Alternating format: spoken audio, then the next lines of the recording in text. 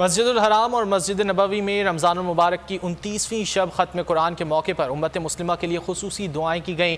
मस्जिदुल हराम में इमाम काबा कारी शेख अब्दुर्रहमान अस्सुदैस और मदीना मुनव्वरा में कारी शेख सलाह उल बदैर ने आलम इस्लाम खुसूसन फ़लस्तीनियों की मुश्किलात के अजाले के लिए गिड़गिड़ा कर दुआएं की।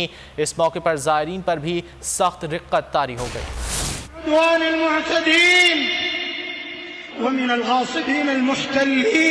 يا ذا الجلال والإكرام اللهم اجعله شامخا عزيزا إلى يوم الدين يا رب العالمين. نستغفر الله نستغفر الله نستغفر الله. أنت الله ربنا، أنت ملاذنا، أنت عياذنا، وعليك اتكالنا. يا فرجنا يا فرجنا يا فرجنا إذا أغلقت الأبواب، ويا رجاءنا إذا انقطعت الأسباب وحيل بيننا وبين الأهل والأصحاب.